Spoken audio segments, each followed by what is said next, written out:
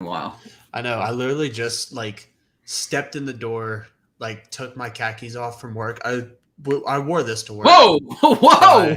I didn't need to know what you did. I'm wearing shorts. I don't. The show is live, and we're going. This is went rated R really fast.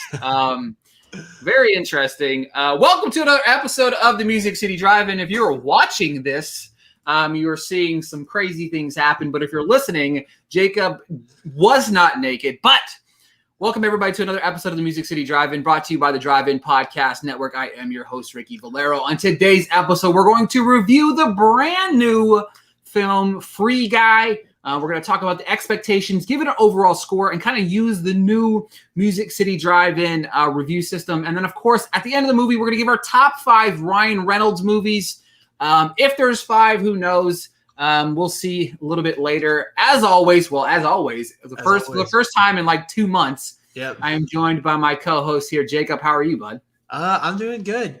July was busy. I know it was busy for you. It was busy for me. Getting back to work, getting a handle of my new position at work. I've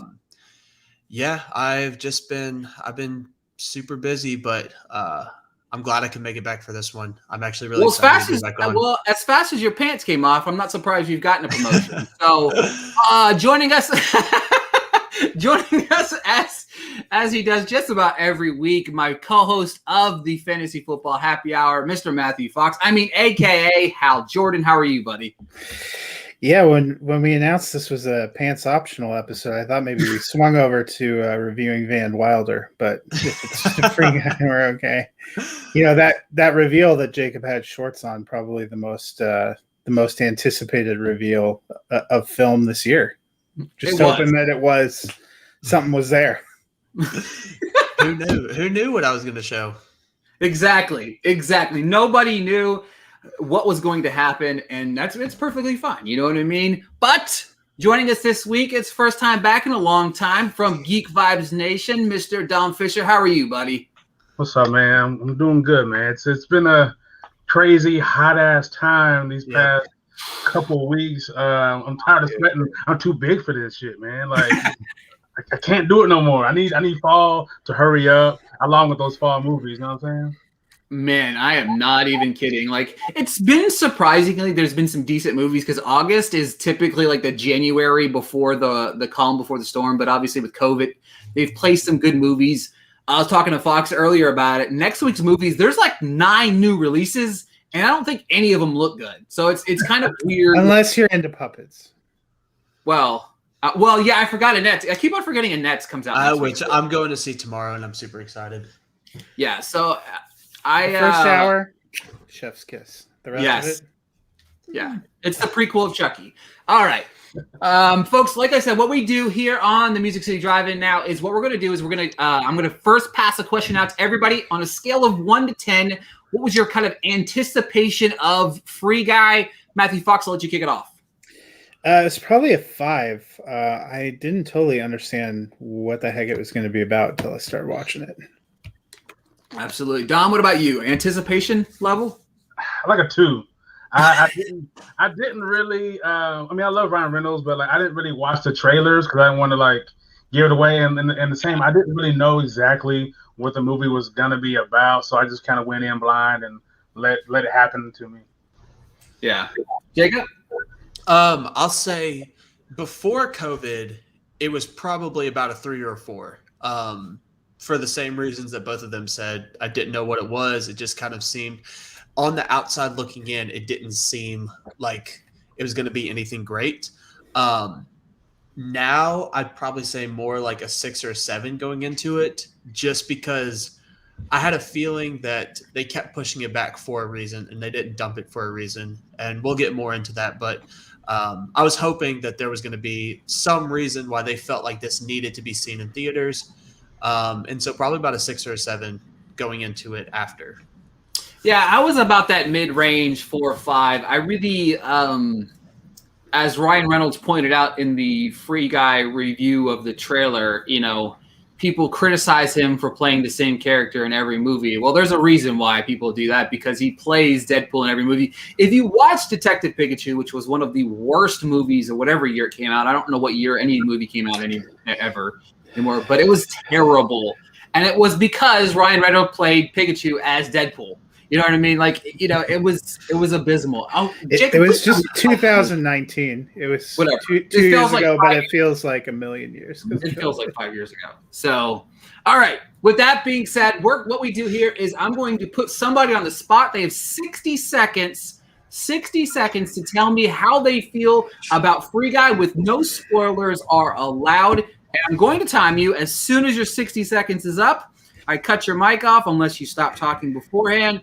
And with that being said, I am going to put Jacob on the spot first, starting spoiler-free, guys. Spoiler-free as much as possible. Here we go, starting now. I really love Free Guy. It's like we all said, there was not much anticipation going into it. But what you get out of it is a lot of like pure fun that I feel like we haven't seen, not to this kind of level in a long time. I was laughing my ass off. I was really enjoying the story, how it was developing, because I feel like, again, this is a story that could have developed in such a mediocre kind of way. But I think other than, one character, other than like Taika Waititi's character, he was a little too much at times. But other than that, it really did all feel kind of like natural, and it progressed well. And it showed a company that just released a movie how to use their IP and not make it feel as weird or as out of place as possible. And so, yeah. All right, your time is up. Thank you for staying within the guidelines there. It was pretty good timing. I'm proud of you. All right, next up. You know what? I'm going to take the floor next, actually. You know what I mean? I want to take the floor because I've got a lot to say, and I'm going to start right now. First off, I think Lil Howery is a national treasure. Please put him in every comedy movie ever, because I just feel like he adds an extra layer of something to each and every film that he's in. And I love his utilization in the film as well. Ryan Reynolds is fine. He's great. His jokes hit more than they miss, which is fine. I like that, obviously. But Taika Waititi was horribly miscasted. Literally the worst villain. He is on the same level as miscasting as John Cena in Fast 9. Period. They're awful. Both characters, terrible. Take them both out of the movie.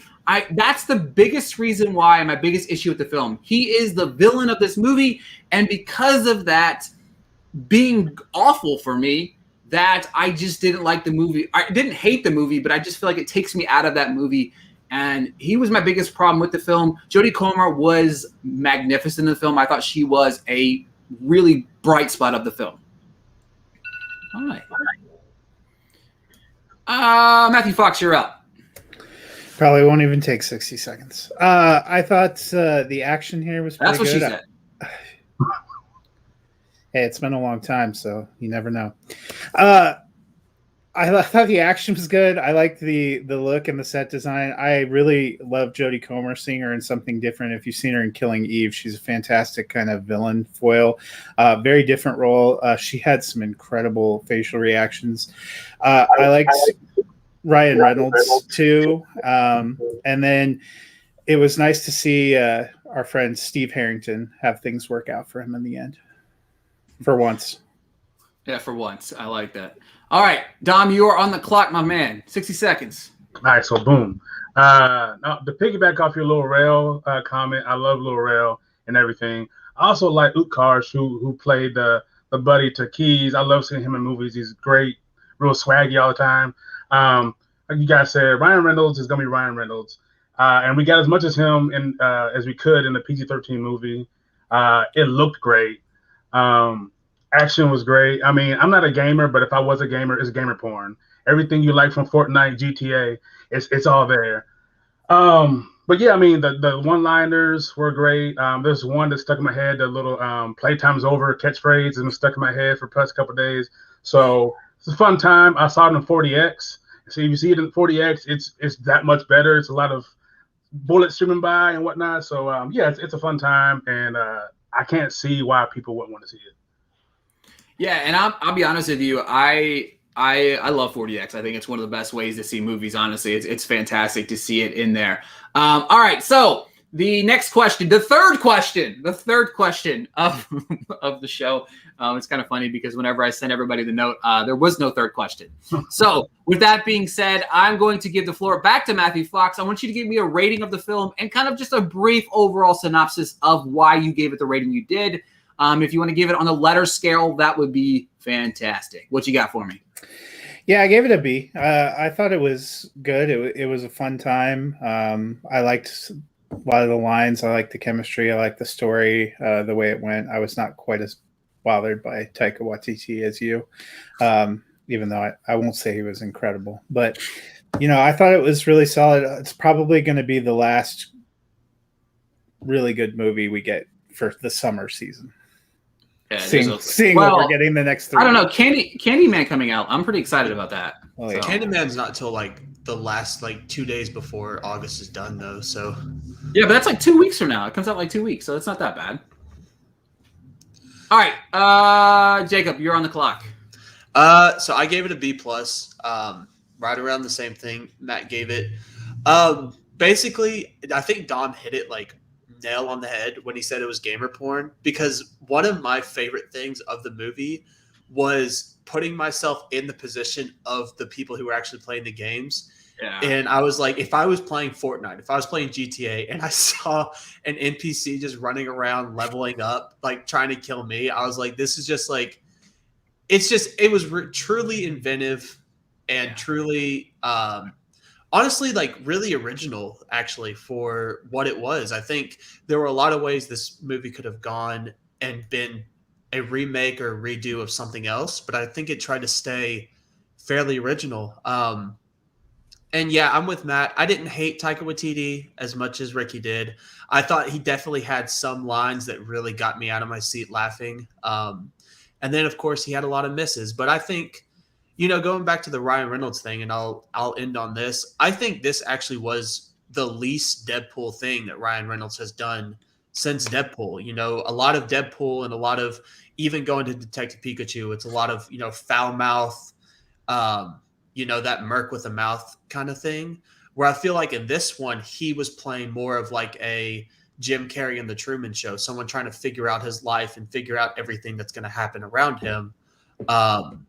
And instead of being that confident, go for it attitude, he was kind of the bystander, which, is what the movie is. And so that's why I gave it that score. I loved it. And I agree. I think it's probably the last fun summer blockbuster we're going to get. Dom, you're on the clock, my man. What you got? Overall score, give me some thoughts of why you're scoring it like that. So mine is a B as well. A lot of it was because, like Jake said, it was the Truman Show aspect of it that I love. That's one of my favorite movies, and that existential crisis of the world feeling real, but you and it's not real, is great to me, because this is kind of that thing that we all go through in everyday life of what is real, what is not real, because we don't have proof of anything. And just, the cameos are great, and they're unexpected. They're so unexpected. And even when the credits roll and you see some of the voices who did some of the background characters, I was like, I didn't even realize. So there's some of those things just add up. And like you said, Jake was saying that I watched the interview earlier, and they said this is one of the only movies of the year that has the original IP, which is great. We love seeing the original stuff. We're tired of seeing remakes upon remakes and reboots of things. So even if this does, lend itself to the gamer world, it wasn't like, hey, this is Fortnite or this is GTA. We just know because we've all played these games. So a solid B. It's a lot of laughs, and they're genuine laughs. It's not like just your simple tongue in cheek. It's just good writing. The timing is done well, and Jodie, I've only seen her in Killing Eve, but I would love to see her in more things because she's phenomenal. Yeah, I agree. My overall score is a B as well. I could take away, if I take away Taika Waititi, if I take him out of the picture, I actually enjoy this film a whole lot. The laughs are there. The cameos are amazing, top to bottom. The surprises. There's that one scene where the entire crowd just went ape shit, and I know I did too because it was really awesome. I really liked it. I mean, I did. Like I said, if you take that one thing out of the equation, I agree. Right, and Jacob hit it right on the head. This is the first non-Deadpool movie that or non-Ryan Reynolds Deadpool movie that we've gotten from him since Deadpool, and he can be funny, right? You know what I mean? And it can be, and I think it kind of gives us an idea if they really do tone down Deadpool to this PG level, PG-13 level. I do think they can pull it off. I really hope that they keep the R, and I really hope that they stay true to that because it would be great. But the potential lined up with Deadpool now in the third, it's so great because of there's so many different cameos that can happen and stuff like that. But back to Free Guy, it's a solid movie. It's a fun movie. It's it's a very, very fun, sit back, relax. I'll probably watch Free Guy maybe 50 times again, just because it's that type of movie that you can kind of put on and aimlessly watch in the background even. And there's just, as a video gamer myself as well, even Jacob was saying, as a video gamer myself, it's hilarious on that aspect. You know what I mean? It's funny because even the cutscenes of these nerdy video gamers sitting at the house, one yelling at his mom, shut up, stop vacuuming, that stuff. It reminds you, if you play video games, you hear that stuff in the background whenever you're playing video games. So I had a blast with it. I think it's a lot of fun. What we're going to do next is I'm going to have everybody go around, give your top 5 Ryan Reynolds films. And I am going to let Mr. Fox, who has been leading the charge in our DM group chat this week of interesting choices. So the floor is all yours, my friend. Yeah, before I jump into that, Jodie Comer has been in another movie that I would guarantee all 4 of us have seen. She was in Star Wars: The Last Skywalker. Oh God! Does anybody remember what part she played? No, I don't typically like to remember that one. She was Rey's mother in the flashback sequences. And I will say, finding out Jodie Comer was only 28 really blew my mind because she's played she's the love interest of Ryan Reynolds and she's about to be the love interest of Matt Damon and Ryan Reynolds is kind of we can't say that for Matt Damon, but Ryan Reynolds is kind of ageless. I don't know if he would necessarily guess how old he is. Anyway, for my top 5 for Ryan Reynolds, a couple of guidelines I use. There are movies that I have scored higher on his filmography where he just has a cameo, so I disregard these. So these are going to be the top 5 for me where he had an actual meaningful role. I also combined Deadpool into one choice because it felt like cheating to take both those movies. So number 5 for me is a movie called Waiting. I don't know if you've seen that. It's comedy from a few years ago. He and Anna Faris, they're waiters or servers at a restaurant. It's probably wasn't an insanely popular movie, but I thought it was funny. Number 4, Definitely Maybe, which is a romantic comedy mystery where he's the world's most curious father telling the story of his sexual exploits to his daughter as a bedtime story, making her guess which one is her mother. Probably not a great children's film, but I thought it was entertaining. Number 3, I went with Adventureland. Probably Kristen Stewart's best movie. Jesse Eisenberg's in that one too. I enjoyed that movie. Then number 2, I went with Deadpool. Just kind of combining them. I think that was great. My actual favorite Ryan Reynolds movie is another romantic comedy, The Proposal. Yeah, I like The Proposal a whole lot. All right, so nobody hasn't picked my movie yet, so that's good. Dom, I'm going to let you go next, my man. All right. I didn't really pick an order, but there is an order. So I guess I'll start with 5 would be R.I.P.D. It's just a fun movie. It was a lot better than I expected. I didn't expect a lot from it, so I was surprised. And then I'll go Waiting as well. I think that was my freshman year in college, and it's college, and I'm in a guy's dorm, so everybody's playing the little ball game. It is what it is. Then the Hitman's Bodyguard. I didn't watch the first one until we were about to see the second one, and I was like, okay, I get it. I get why people wanted the sequel. Then Deadpool for a lot of obvious reasons, and not only because he is one of my favorite comic book characters, but I was kind of we got to see what Deadpool could actually be instead of what we saw in the X-Men Origins bullshit. And then number 1 for me is Van Wilder. That was my introduction to a certain level of comedy that I wasn't used to. I think I was maybe 8th or 9th grade.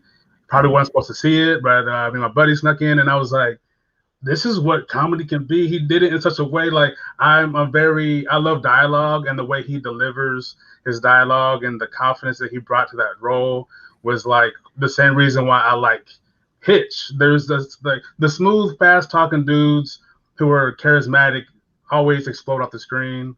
No pun intended. So yeah, Ben Wilder. Oh, that's good. No pun intended. That's some good comedy timing right there as well.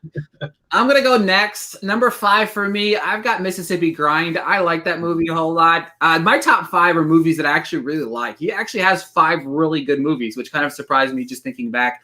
I'm a little upset because I did forget about Waiting. I do like that movie a whole lot. And I forgot about Van Wilder too. But number 4 for me, The Proposal. I love that. The dynamic chemistry between those two is it's perfect. I like it a whole lot. Number 3, Safe House. I have a soft spot for that movie. I love it so much. Denzel Washington is just, the goat of goats, and that's just period. End of story. No, Michael B. Jordan is not the next Denzel Washington. I know that was trending on Twitter, and that really made me mad. Just even anybody suggested it. I have Deadpool 2. I didn't combine them, but I mean, if you want to, you could. I have Deadpool 2. I like Deadpool 2 better than 1. I thought it was better just because the villain was better. And my number 1 Ryan Reynolds movie is Buried. Not a lot of people, I think, saw this movie, but literally it is a phenomenal acting job by him because he's literally buried underground for the entirety of the movie. And it's shot in that one spot the entire time. And I think it was just well done. It was different when I saw it at the time. It was unique. I like one-shot settings like that where they have to really act. Like Phone Booth was fantastic because you're in this one area for this long period of time and you have to act, right? You know what I mean? You have to keep people entertained. And I think he did just that with Buried. It's easily one of my favorite movies of his. Well, it is my favorite movie of his. And I think it's a great movie. Jacob, last to you, my man. Okay, so I hate to do this, but is Free Guy's not allowed to be in this list, right? No. Okay, so my number 5, he didn't make it 30 minutes into the movie, but I do actually really love this movie, and I think his role wasn't necessarily a cameo, it was a little bit more, and that's going to be Life at number 5.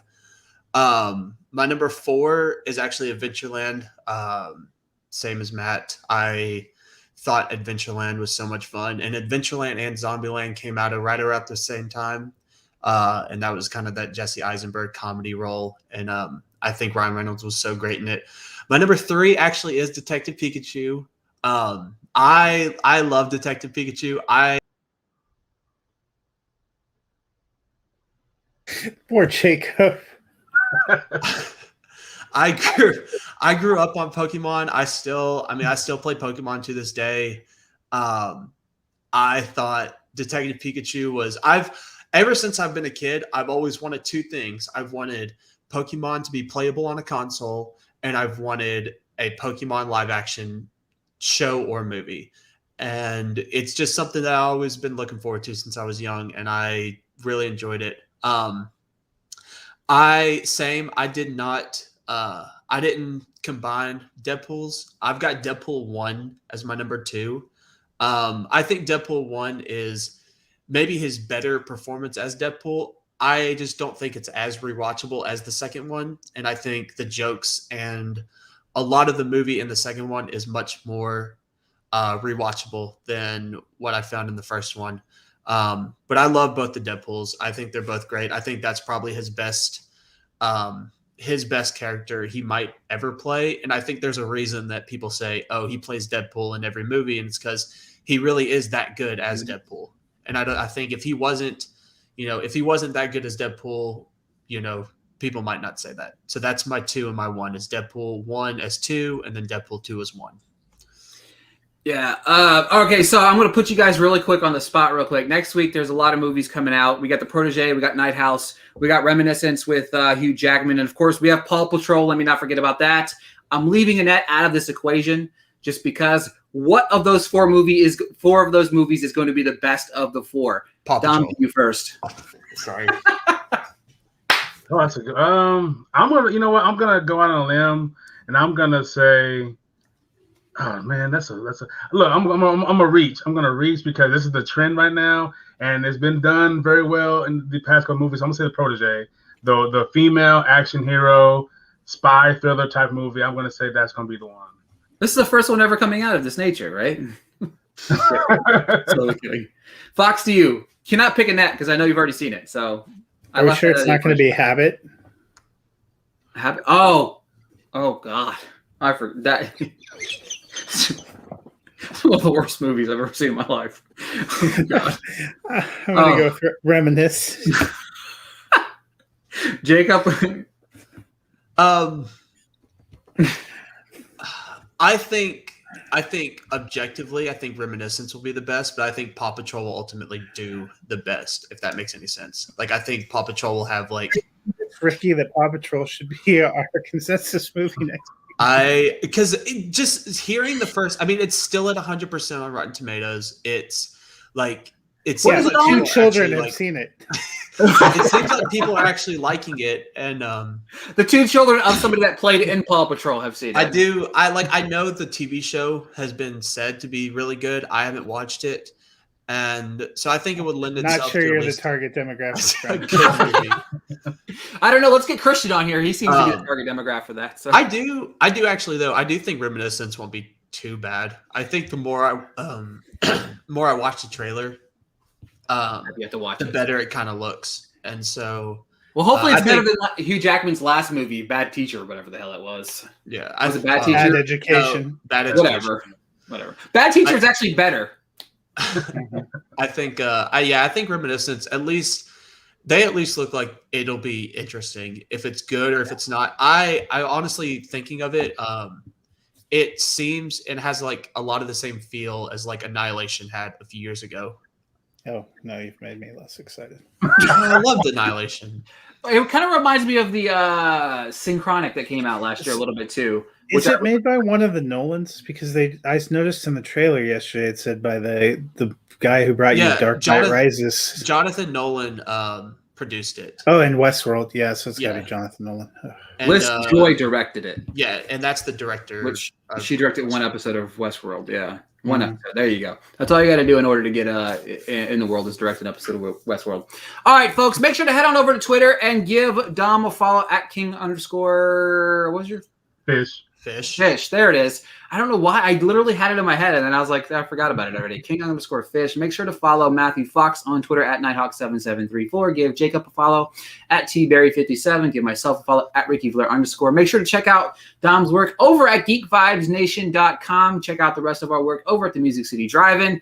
Thank you guys so much for listening. And next week's show will be about Paw Patrol. I'm just kidding. It really won't.